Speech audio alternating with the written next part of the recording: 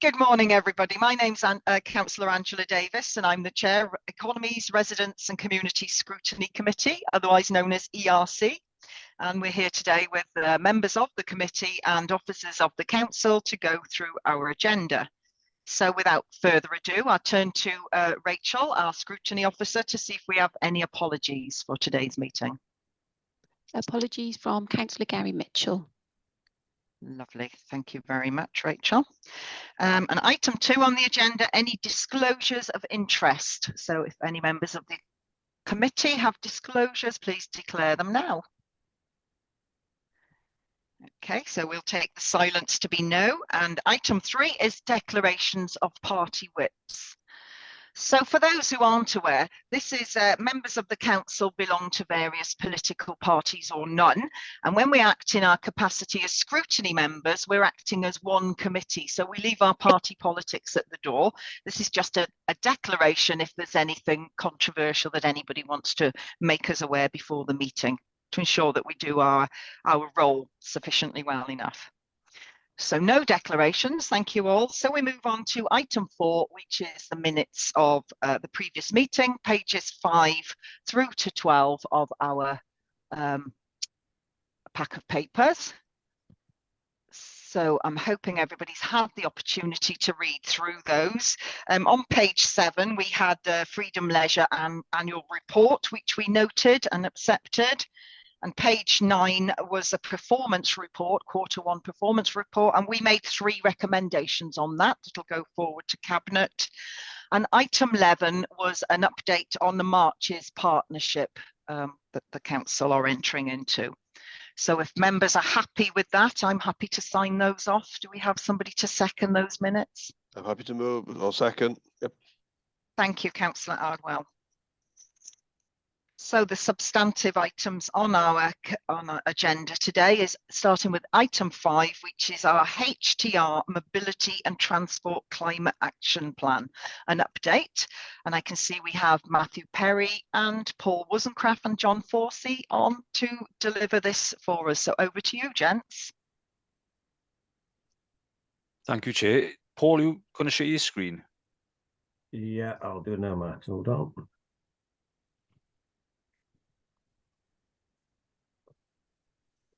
This is where we rely on the technology to work for us. Fingers crossed, everybody. Right, tell me when you can see it. Yes. Well, we can see it says Paul Wozencraft. There we are. It's up. Thank you, Paul. Yeah. Right, okay. Right, I'm trying to get to the start of the document. Right, there we are.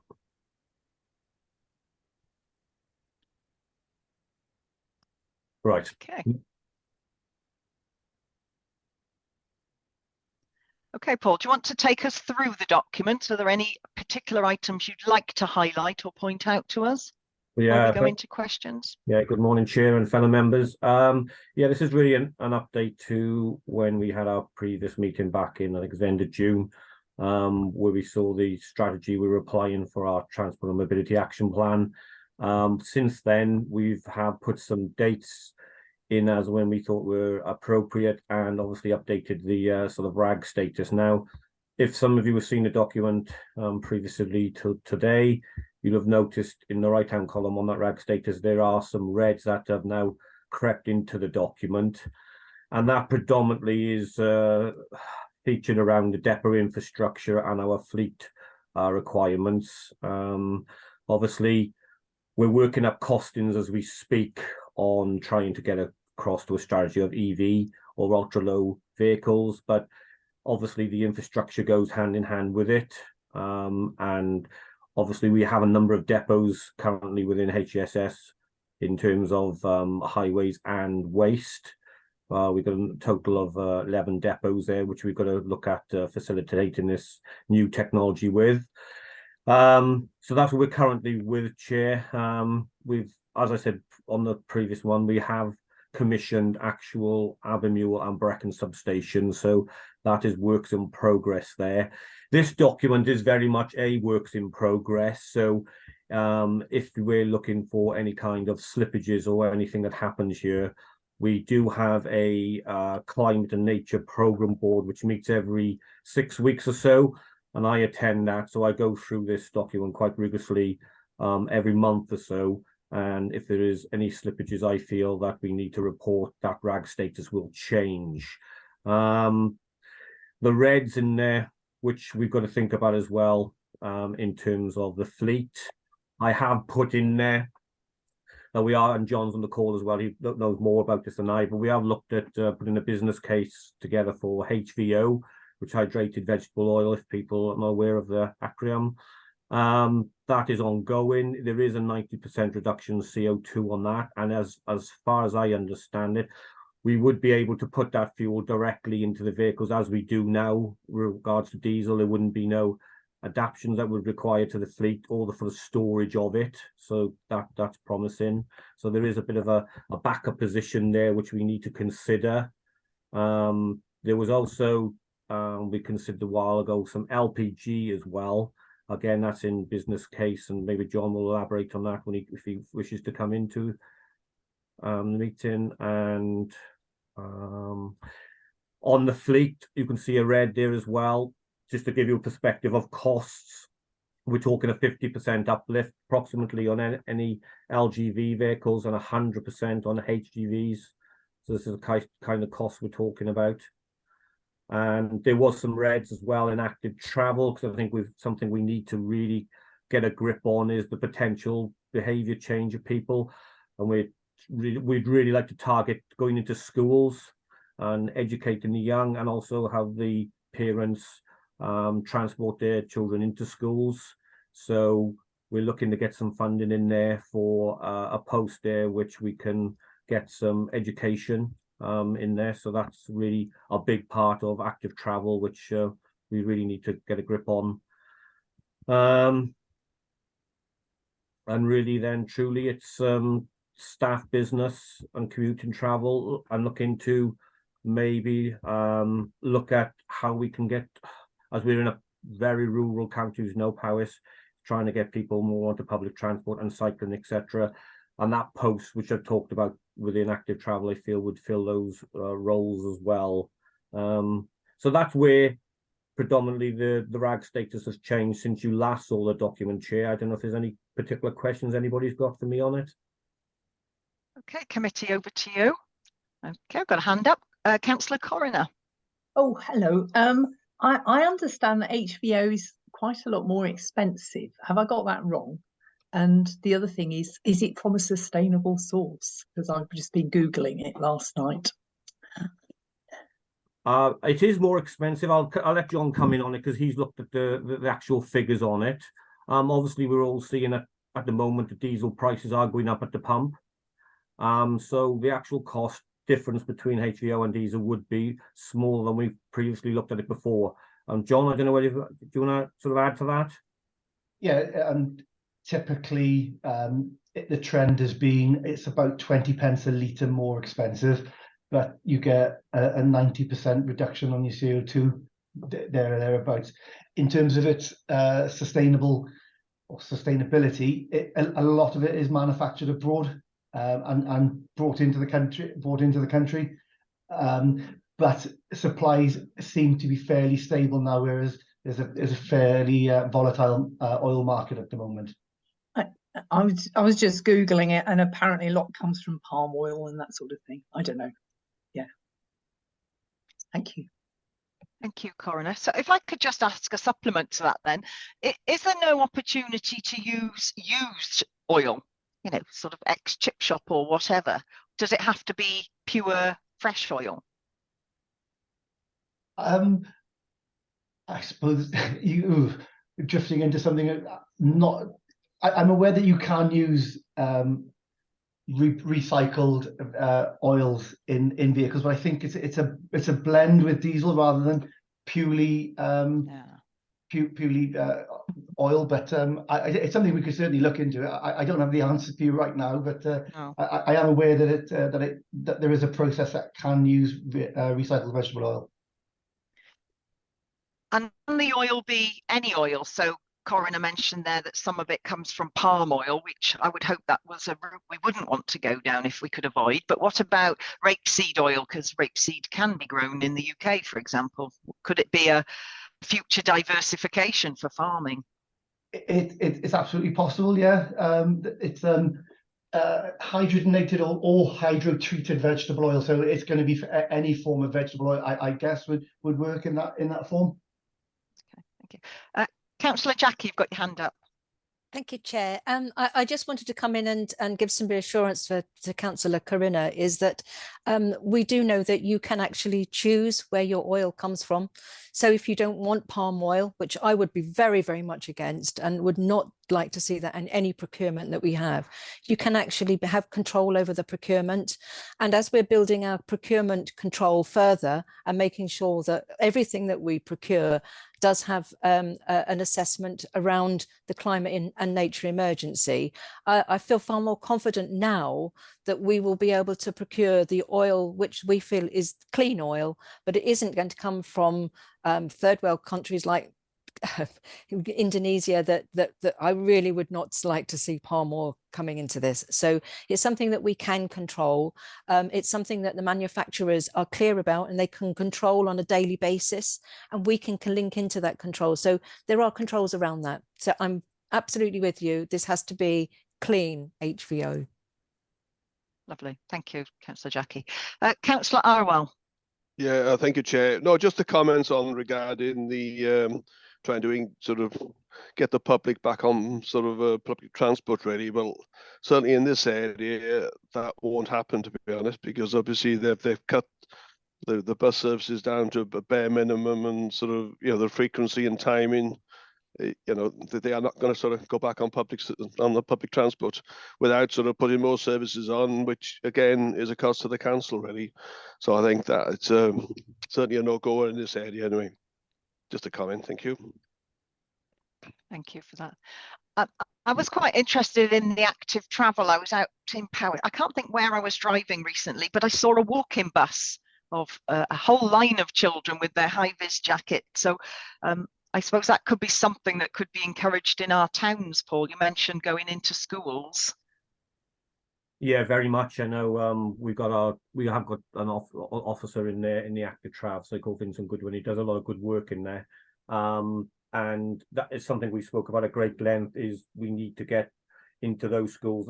Historically, I think it happened, you know, we've had major cuts in highways. We had a big restructure when I was around about 8-10 years ago, where we had some of them posts, and unfortunately they went as part of those restructures. They've never really been replaced, but I think they are key because they are the first step of the educational process, and getting into those schools is paramount in my mind. So we've really got to focus on how we actually deliver that educational service, Chair. Yeah. And I think I'm also with Councillor Arwell there. We've probably got to be realistic about what is possible given the topography of our rural county, and possibly active travel is easier to achieve within our towns and villages than it is in the rural areas. But yeah, it needs to be looked at clearly. For me, I was looking at the RAG status, and obviously a lot of these have long-term targets, 10 years or longer, in fact. And I can see that there are targets there that are green because they're started and they're sort of on the way. But I was wondering if there was a way to have to break. So, for example, the conversion of lights to LED, and that's ongoing. It's a 10-year project commencing from 2020 and is well underway. But presumably it's not finished. Is there a way to sort of give us an idea of where we are along that trajectory? Are we halfway through that transition, 3/4 of the way through? Do you have targets underpinning these charts? We do, obviously. With I check with the street lighting manager to see where we are. Obviously, as you mentioned, Chair, 2020 was the start of the process, and it's going to lead up to 2030. We're about 4 years into that process. I believe we're slightly ahead of where we wanted to be, which is positive. And just put that into perspective in terms of energy usage, I believe, and Brian may know he's on the call as well. I think it was back about 2008, we were using about sort of 6.6 million kilowatt of energy a year. Now, what time we get to 2030, we hope to get that reduced to under 1 million. So there has been significant savings there, and in terms of CO2, that is projected to give us a 200-ton saving on CO2 emissions. So there's some really good work going on with the street lighting, and that should be commended, really, to be honest. I think they're doing a really good job there. Yeah, that is really good news, and I think sadly for you, this chart doesn't reflect that, does it? Because we don't have that sort of under detail. I appreciate this is just an update, but there may be a way to sort of put some extra targets in there so that you know, it's easier for us to see those success stories. You know, because obviously in our role we tend to focus on the negatives, don't we? So it's quite nice. Yeah. Fully appreciate that. I think what would happen there, as I say, I have those regular conversations with the streetlight manager. So if he said, actually, Paul, now we're starting to slip on this, then obviously that would then change colour. So then when you went to saw that report, you would see, oh, hang on, there is a slight issue here, and then you could investigate why that's changed colour to either amber or red. But as long as the targets have been hit, it would still stay green. Okay, so it's going ahead. Corinna, you've got your hand up, but I see Jackie's just put her hand up. Did you want to add something at that point there, Jackie? Yes, about, oh, sorry. Just very quickly, Chair, is to say that the carbon accounts have gone to Welsh Government this year by the end of September, which is when they were due.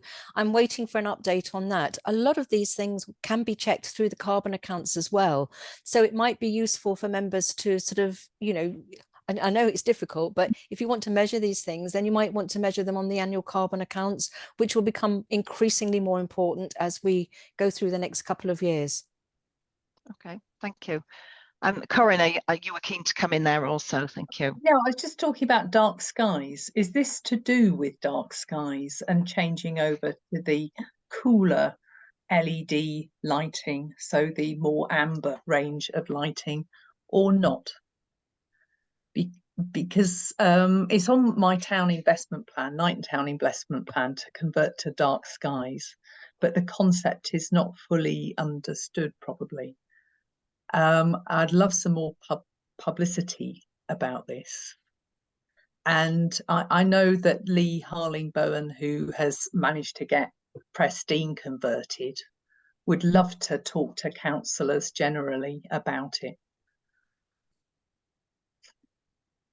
I don't know if anybody's got anything. Yeah, no, I understand that is part of the ambition there, Chair. Yes, that it would be part of that, and my understanding is obviously there was the bright lights, but they are going to this back to this amber colour lighting because of the environment and the dark skies theory. So yes, they're on board with that as well. Yeah, and I can add to that because I've been in discussions with your officers about the lighting in my ward, but whether it should go off at night or be dimmed at night, and it's all part of that package, isn't it? So it's a lot of good work going on there. Councillor Bryan, you've got your hand up now. Yeah, we're not going to go into street lighting, Paul. I was just going to ask where you said, I noticed on your first skids, you're going to screen, you're going to charge staff. How are we going to charge the staff when they come in to charge their cars? What sort of system is that? Well, it's something we're exploring, to be honest, Councillor Bryan. It's so if there was charges going into the depots to obviously charge the vehicles up predominantly at night, and if staff had their own vehicles coming in, then maybe the facility could be there that they could charge they could use those charges within the day, but obviously there'd have to be a paying mechanism on that. And similarly, it's a good point you touched upon there, because we've had discussions with our head of housing, because obviously a lot of the tradesmen that's been recently been recruited, at the moment they take their vehicles home as part of their employment package, etc. So we've got to think about a strategy going forward and how they're going to actually charge those vehicles, because obviously some people might live on the street and they might not have that facility. So we've got to incorporate that as well into the overall arching thinking of how we're going to do it. And at the same time, we feel we need a feasibility study on all our depots to see if they are then going to be fit for purpose to accommodate all these vehicles. Because obviously if there's going to be more vehicles than just HCSS, then we may need bigger yards, etc. So it's something we're looking at the same time as looking at the yards as they currently exist, Councillor Bryan. Fine, thank you. And I think that, Paul, sort of really gives us a sense of how much work falls behind each one of these entries in the action plan, isn't it? It looks quite simple on the page there, one line, but actually you've given us a whole level of different things that need to be taken into account in bringing these plans forward. So thank you for that. Councillor Carl, you had your hand up, but it's gone down again. Did you have a point to raise? No, not really, Chair. We've sort of answered. Just to touch on what Paul said there with regards to LED lighting. Obviously, devices are becoming more and more efficient as we go on, so hopefully there'll be more savings there. And also with Councillor Curran's point about dark skies, the lighting that is out there now aids in that as well. So everything is moving in that sort of direction as well, just from a professional point of view. Lovely, thank you, Carl. So has anybody got any further questions on that? Looks like you're getting away quite lightly, Paul. So, I mean, I think it is, overall, it's a good news story, isn't it? But obviously there are a lot of challenges to come over in before you can deliver this. And one of the things that I notice regularly there, it sort of is the phrase, is it dependent on funding or funding required?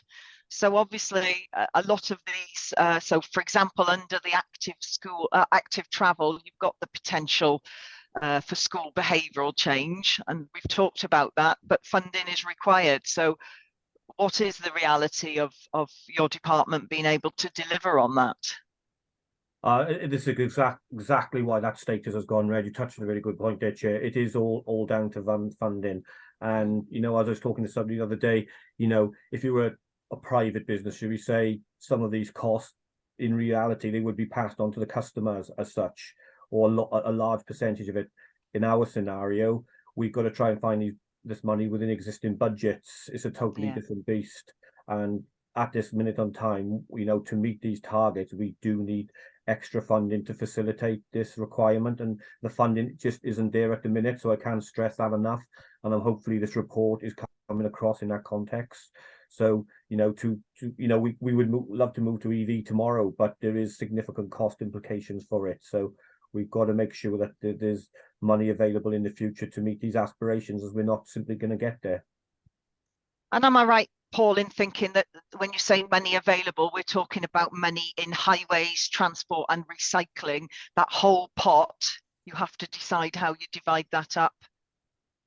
Well, exactly, and it's going to, you know, it's going to have to be additional funding as well required, because we're on the bones as we speak. So to implement this, we're going to need additional funding without a shadow of doubt, because I just touched upon the fleet cost. You know what John was saying before, you know, 50% for LGVs, 100% for HGVs. You know, you could be talking significant amounts of money to get to where we want to be. So we do need to make sure that there's extra money coming into this overall arching document to get where we want to be, Chair. Yeah, and I think that's probably something that most of us as residents sort of can't quite get our heads around when services aren't delivered in the way that we would like them to be, isn't it? I can see Diane's put her hand up, so I'm guessing that's something to do with funding. Diane, would you like to come in at that point?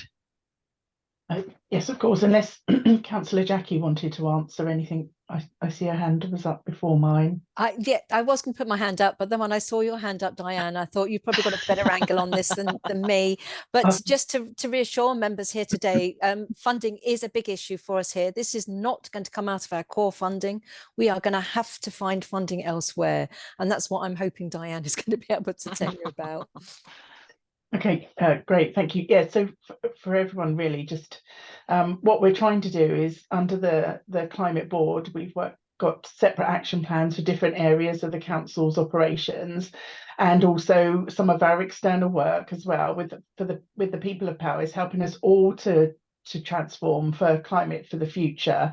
And to take on board the climate emergency and what we need to do, not only as a council, but with our public partners and with the people of power. So these plans really are a set of plans where we've tried to put all of the ideas, all of the elements that we need to think about to understand what the totality of what we've got to do, and then to cost it.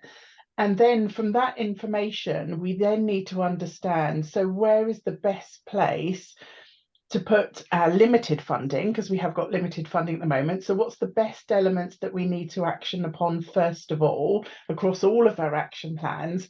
And then how do we fund all of the other parts that then support us to meet net zero? And as you can see in what Paul has presented, there are options as well. So you might want to go to electric vehicles or for some other fuel source. So we've got to weigh up all of the options. We've got to understand the cost of everything, and we've got to understand the impact on carbon decarbonisation. And once we understand all of those things across all of our plans, then we can have a master plan that brings everything together, and also a plan of how we attract the finance we need to actually deliver everything. But the more we can work up, the more we can get ready. And if we have ideas and opportunities on the shelf, if any funding becomes available from central government or Welsh government, we have the plans, the feasibility and everything there ready to put the bid in straight away, because sometimes it's a quick bidding competition that opens up. That's normally what happens, and we want to be the first ones on the table ready to go. So we're doing everything we can in the background to get ready. I don't think, you know, this is the end, and I don't think this is a final action plan. We probably will develop them, and you know, as more information comes to light and we get further understanding, you know, just you've had a few discussions here, haven't you, just around palm oil and those kind of things. So I think we, you know, the level of information that's coming out around the climate emergency just is phenomenal, and it grows and grows all the time. So I think we're all in a learning environment, but we're doing everything we can to pull together coherent plans that help us understand the challenge, not only of what we've got to do, but also the cost of implementing as well. I hope that kind of sets out a bit of a clear aspiration of where we're trying to get to. Yeah, thank you, Diane. That's really helpful. So I've got a few hands up now. So Corinna, first. I was just going to make a general point. Active travel where I live isn't really safe, in that Knighton is 2.5 miles away. The road is very dangerous. To make it safe, we'd need an extra path for cycling or whatever. Very expensive. And that bus travel also, we're fairly well connected, but it's not made attractive. The bus shelters are very poor. The timetables aren't good. And there's not enough money to make bus travel attractive, just on those cosmetic areas. Just an observation. Thank you. Yeah, I mean, I guess county-wide, there's going to be lots of different things that might or might not work in different areas, isn't it? As the point has been made very well. Thank you, Corinna. Councillor Arwell. Yeah, well, again, just a commentary about the funding, sort of, because obviously the CO2 sort of reduction is a council sort of overall council sort of project, if you like.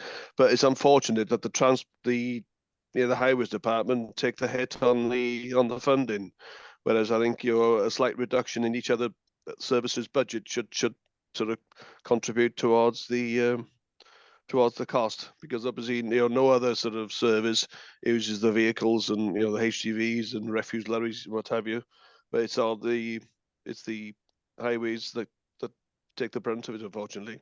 But just an observation, really. Thank you. Thank you, Councillor Arwell. Councillor Carl. Thank you, Chair. I'm just wondering, Paul, has any work been done on, obviously with the EV charging and what have you, with grid capacity, and looking at if the councils to take up the grid capacity to charge vehicles, are we doing a disservice to the public who want to maybe comply with G98 solar panels to export onto the grid, and that in a roundabout way we're taking grid capacity up? Yeah, a good point, Councillor Carl. Basically, that's where we're at the minute. We're getting our EDS team to go out there and contact the energy providers to see how easily it is to get this grid capacity to various depots. I do know by speaking to him, he said the south will be more challenging than the north in terms of grid capacity. But that's the very point where we're at the minute. We're trying to get that information in terms of those costings. So, just give us a couple of more months and we should have a better handle on costs for those. That's good. That's good. Have you looked at maybe the bigger picture as well, with linking up to wind farms and potentially doing like a hydrogen scheme with them, where they come in as a partner with Powys County Council to share those costs? Because obviously hydrogen is extremely expensive at the moment, but in time, I'm sure that's going to come down, because nationally we haven't got the grid infrastructure, no matter where you are in the UK, to allow everyone to have an EV vehicle. So looking at hydrogen in the future, I think, will be a big thing. I'm just thinking, if we're putting all our eggs in one basket, so to speak, with EV, we're missing a trick, I think, with hydrogen going forward. I just wondered, had you done any work in that capacity at all?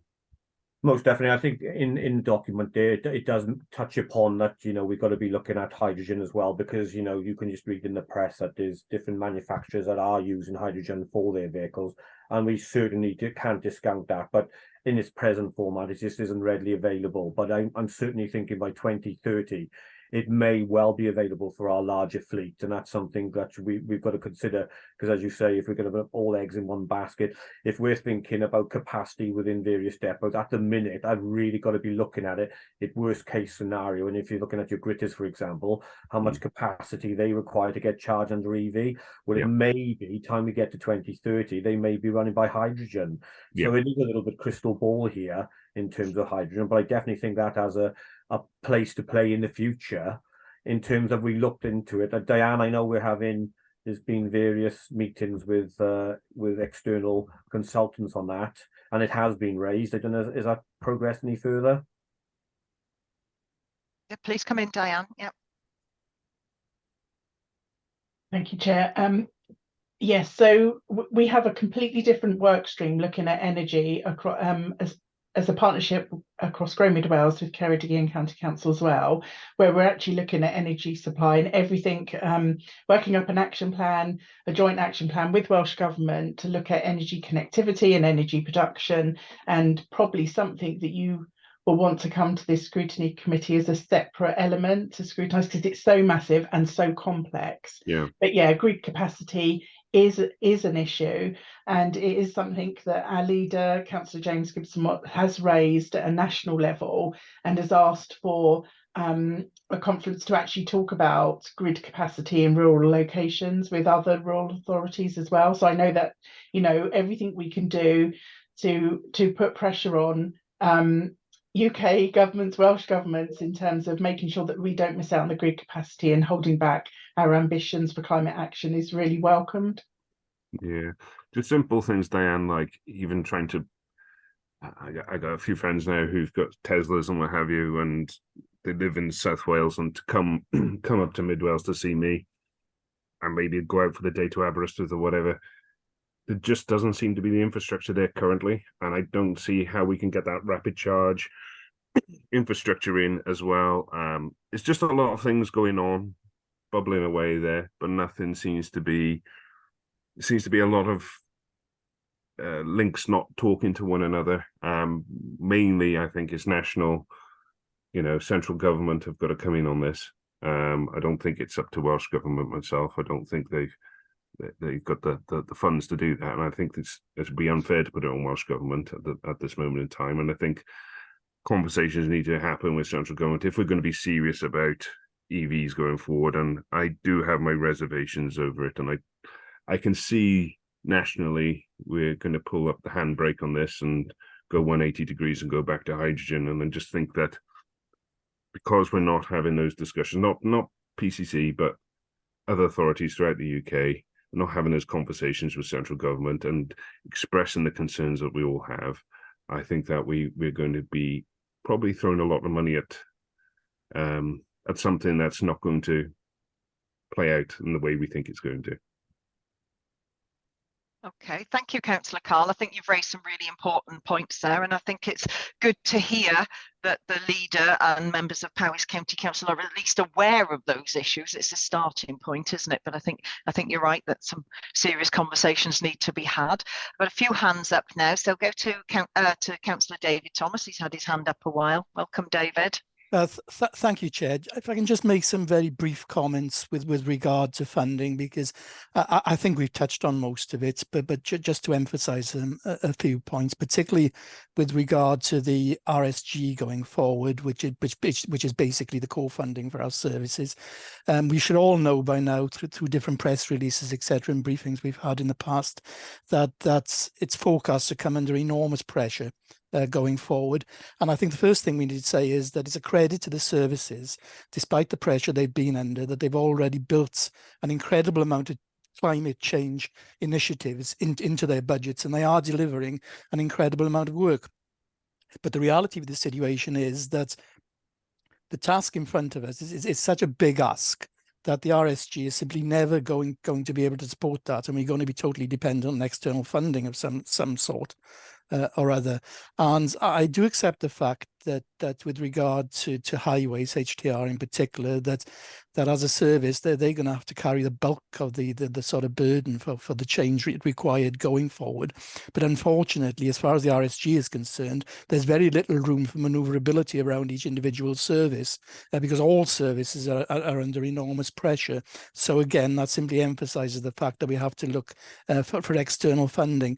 And on that basis, I was really pleased to hear Diane's comments around the climate action plan, because I've been having some meetings with other senior officers and members of the climate group recently, where we've been emphasising the need for a detailed plan around the changes required to meet the 2030 target.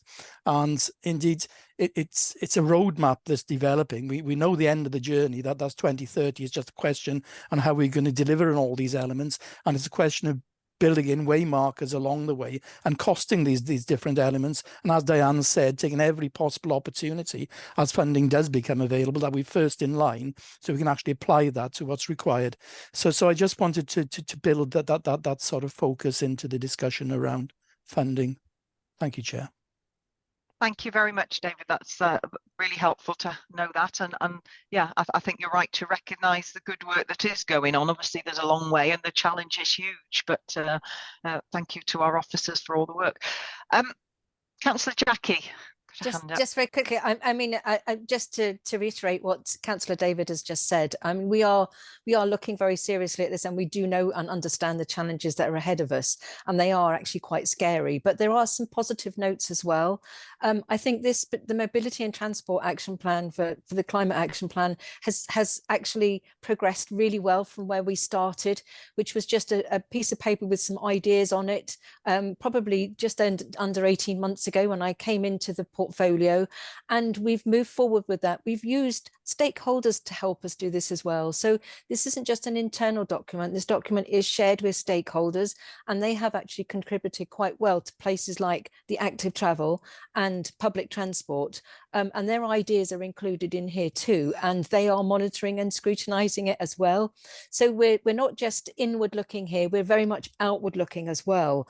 But linking back to what Councillor Carl has said, I'm absolutely with you there, Councillor Carl. I can't get my words out properly. That you're freezing a bit there, Jackie. Sorry. I know. Is that we do need to link into things like wind farms and other areas, and hydrogen is something that we are seriously looking at with Ceredigion and the Mid Wales Growth Partnership and through the corporate joint committees, because Ceredigion have the same commitment as we do, is that we can't put all our eggs in one basket, and we have to go through a transformation process to get where we want to go. And one of our plans is to look at Mid Wales as being a hydrogen hub.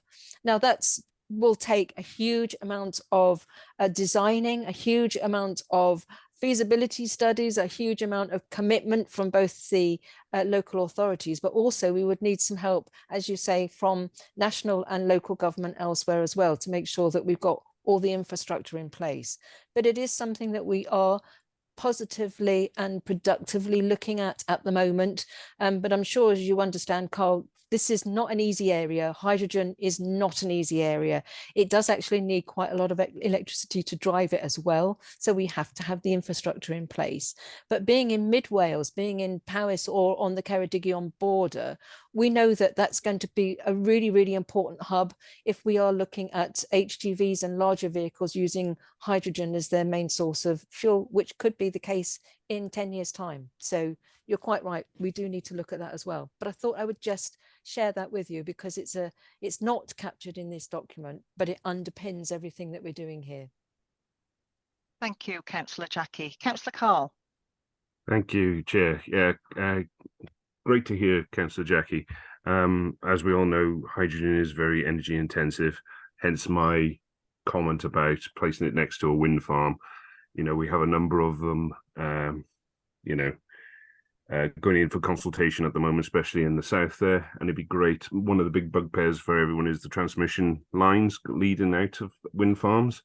Well, if we had a hydrogen plant at the wind farms, those lines would disappear. Everyone would get what they want. And I just think it's an opportunity now to have a partnership with these wind farms going forward, definitely. I would like grid capacity, I would like to reserve it purely for residential solar projects. That's where I'd like to see the spare capacity that we got already. I think, okay, we're going to have a mixture of everything, a mixture of EV, but I think we all go down the EV route. We're not going to have any capacity for people who want to go green with their roofs and have those solar arrays. So we need to have that in mind. But great to hear that, Jackie. 100% behind you on that. Thanks. Okay, lovely. So I can see Matt has put a comment in the chat that we also need to look at how we invest to deal with the current impacts of climate, particularly around increased flooding and the impact it's having on our infrastructure. And I know that's something very much on your mind, Jackie, with the flooding and the storm due. So I've got no more hands up. So I want to thank you all for bringing that climate action update to us. My reflection is that there's an awful lot of good work going on there, and actually the plan doesn't really demonstrate how much work is going on, and I wonder whether there could be a little bit more detail, appreciating this is an update and you could risk rewriting the Bible, as it were. But I think, you know, there's so much work going into this that it perhaps should be reflected a bit more, and a bit more detail would really demonstrate, you know, all the different things that are going. And I'm really pleased to hear the depth of detail that is behind each item on there. And I think we fail to think of anything that you haven't already thought of yourself. So yeah, so I think thank you very much, Paul and Matt and John, for bringing that paper to us today. So if I've got no more comments on that, we'll move on to the next item on our agenda, and that's item 6, pages 21 to 26, and that's the scrutiny recommendations from our previous papers. So we have the Q1 performance report to Cabinet that went on the 19th of September, and we made 3 recommendations to Cabinet, and they were all partially accepted.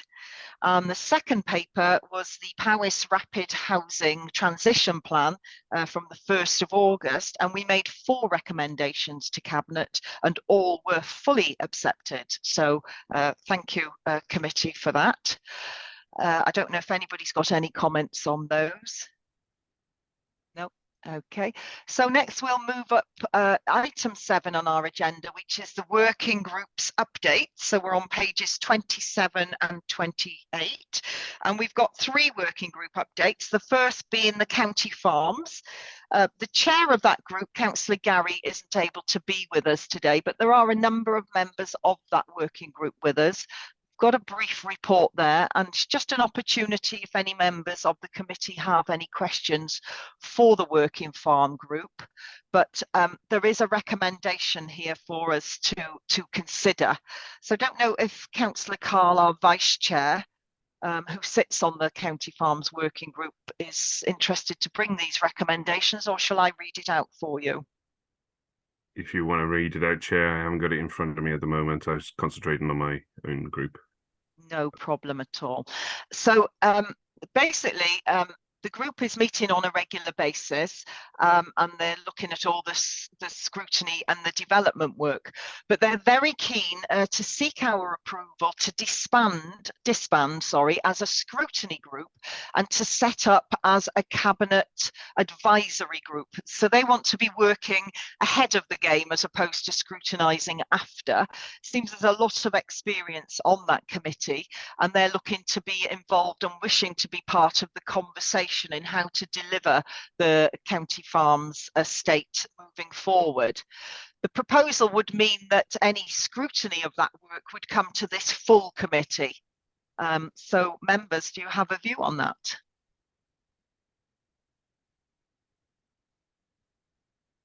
No, all quiet. Well, personally, I think it's a really positive move. I think it's great that Cabinet are willing to take on advice and opinion from councillors. Does anybody object to that proposal?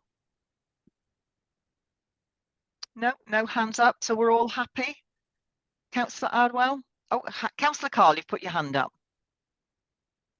I am just a little bit worried that we've gone off track a little bit from what the group was set up to do in the beginning. I have my reservations working so closely with the cabinet, whether or not that would lessen the scrutiny and what we're looking at. I know it's an advisory group, but I just worry about whether or not we become too close to the cabinet, because obviously we want to make those decisions as clear as possible going forward. And I think sometimes if we're a little bit too close to the masters, we feel that we have to go along with what is being suggested, maybe, rather than giving due course and scrutiny to those particular documents. Okay, I guess that would be something to very much be aware of. I guess we'd have to put faith in this committee that they would scrutinise those papers as well as others. So I'm in your hands, members. Councillor Adrian, your thoughts? My thoughts are, Chair, that we were doing a really good job as a working group, and we did feel uncomfortable about the recent call-in, well, which caused the call-in, that we scrutinised that report to Cabinet. So that was why we thought probably better that scrutiny went back to the main group. But I'm with Carl a bit. I think we were getting somewhere, but probably a little bit frustrated that we weren't getting all the information and things were happening that we weren't aware of. So, you know, sale of farms, for example, they came out of the blue, and we've been holding loads of meetings wondering how to make the farm estate up to date. And all the while, there was other things being discussed that we weren't party to. So I just feel a little bit frustrated, and I do want to stay part of the farm working group, but we need the information and be listened to. So that's all I want to make. My comment on that. Thank you very much. No, that's fair comment. I mean, I don't know where this proposal has come from. So I wonder, in the absence of the chair of that working group, should we defer that decision until we have an understanding of why that proposal was put forward? Would that make sense? Chair, I think it was proposed by Nigel Brin. He was quite keen for it to be kind of resolved before he left his post. That's where it came from, apparently, from Gary, but yes, he's got more information. Yes, Chair, I can confirm what Councillor Adrian said. It has come from Nigel, as just thought we were, the remit, the TRO, TOR, I should say, wasn't as concise as it first set out, and we were going off into different tangents. I think he wanted to rein it back in a little bit, and I think that his idea of coupling it to the cabinet would provide that. Narrowing the field a little bit on what we're looking at.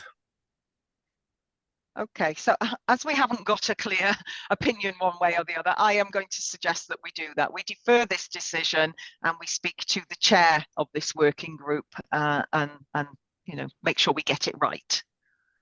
Okay, members. Okay, so the next working group report is from the Heart of Wales Property Service, the HAUPS working group, and our chair for that working group is Councillor Carl. So back to you, Councillor Carl. You'd like to present your short report. Thank you very much, Chair. Yeah, so we looked at the Heart of Wales Scrutiny, Heart of Wales Property Group coming back into Powys County Council and how the staff found that transition and how it's played out going forward. So a lot of how we started off, a lot of it was learning what the Heart of Wales HAUPS was about for new members, and there was a lot of things in there. Even though I've been 5 years previously with the council, there was quite a few things in there that I wasn't aware of. So it was working through that, and we eventually decided that we were going to drill down and ask some of the workmen how they found it coming back into Powys. So we set up a meet and greet at Newtown Football Club, where we invited a lot of the housing staff in, and we had, I think, 3 tables, probably 12 men around the table, on each table. Myself, Councillor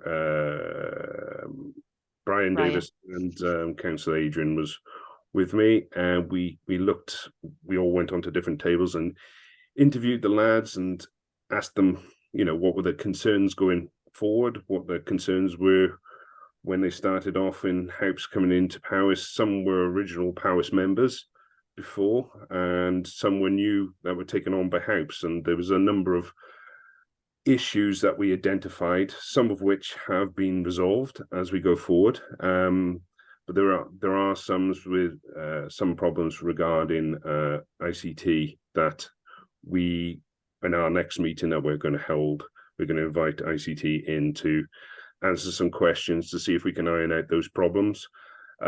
Those problems were lads would go to, let's say, a property to identify something that was broken or needed repairing in some way.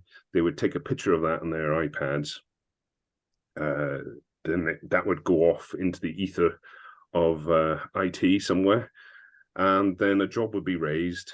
That job then would be given to staff members to go out and to look at, and what the description that they had to carry out work was totally different to what was originally agreed with the tenants. So there's this confusion and crossover there that needs to be ironed out. I'm sure that we can do that in our next meeting and find out where things went wrong. But a lot of the things, as we were working through, to be fair to the staff above these lads there, we've managed to iron out, as I say. So all in all, very positive. The staff seem to be happy with what has happened. There was some reservations. There was a lot of problems with HAUPS, as we all know. Some people didn't have job descriptions even. But the lads that were taken on originally by HAUPS can't believe their luck about coming back into Powys. They really are really glad. They were, you know, there was instances where people were given domestic drills rather than professional drills, and so on and so forth. There's a whole plethora of problems that was there, and they're all been ironed out. And all in all, I think the staff are really positive about coming back into HAUPS. So yeah, a positive story. But like I say, there's a few problems there that we want to drill into. And in our next meeting, we'll invite ICT in to look at those issues. Lovely. Yeah, thank you, Councillor Carl. And I've sat in on a few of those meetings and can concur with you that the overall picture is extremely positive from a staffing and a service delivery point, notwithstanding it's a bit of a roller coaster of a ride, isn't it, getting everything right. But thank you very much for that, Councillor Carl. I don't know if anybody has any questions on that. No, you're all happy with that report, and it is a good news story, so that's nice to hear.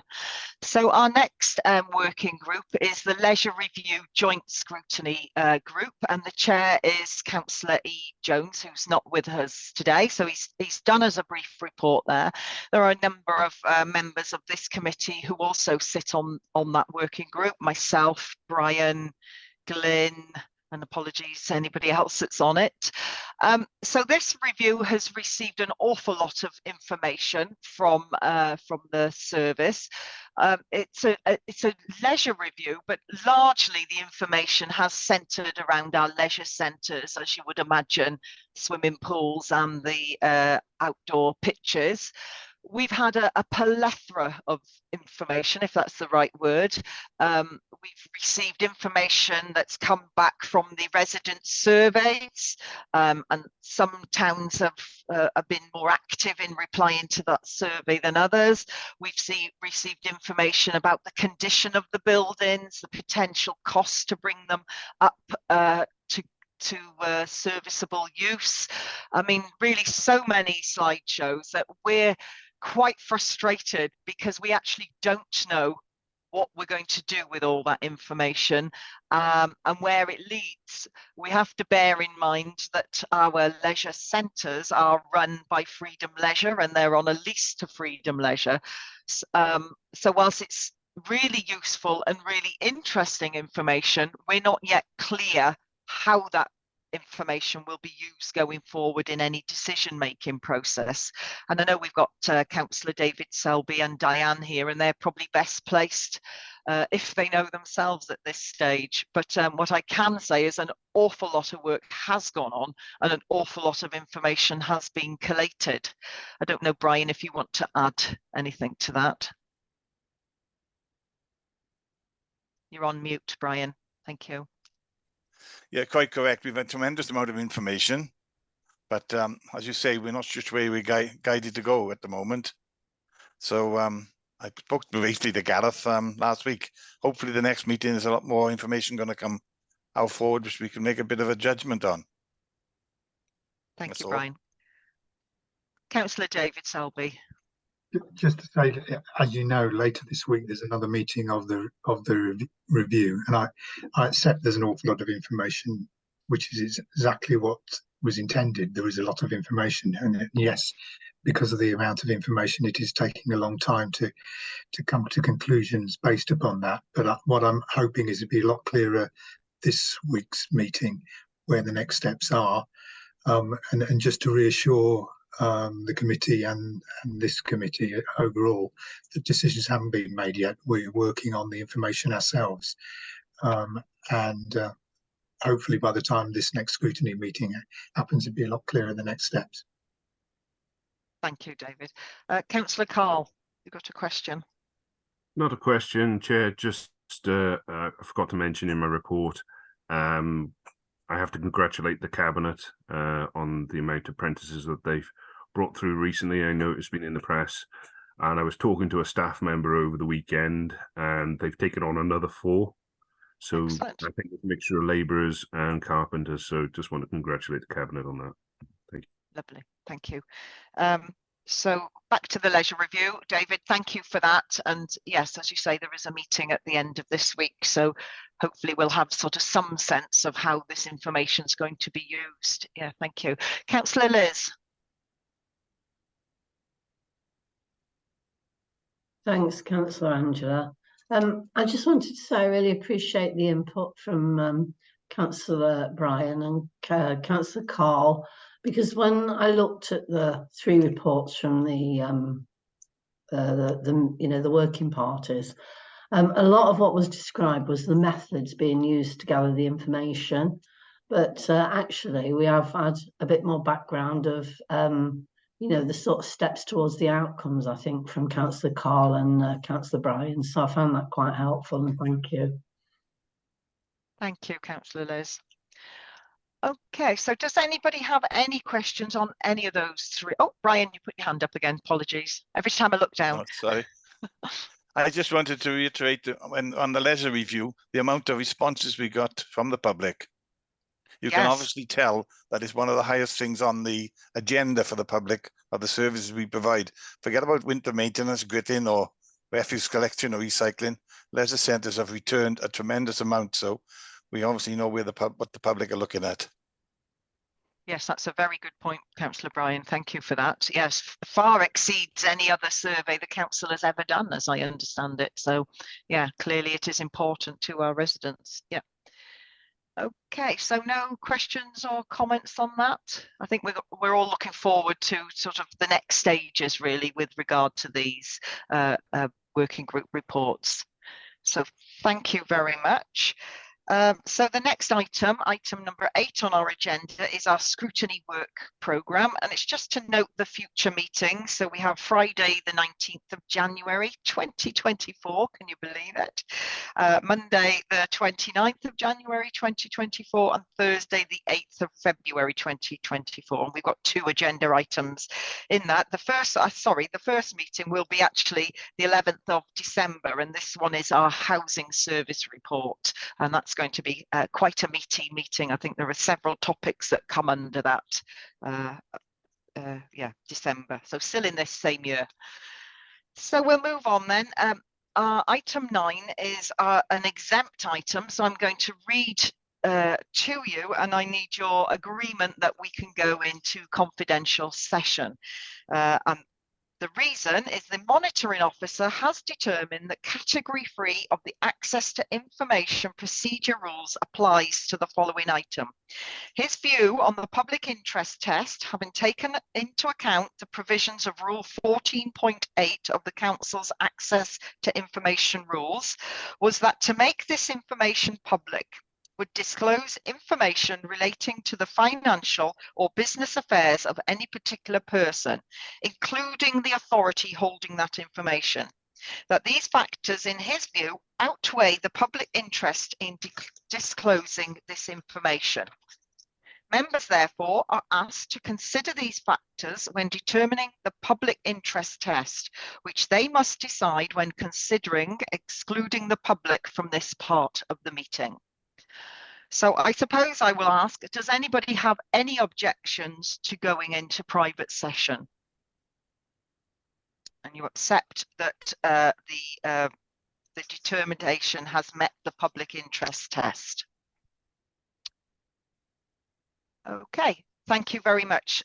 So over to you, Rachel. I think you need to transfer us into private session. I'll just end the meeting for the public. Just bear with me a moment.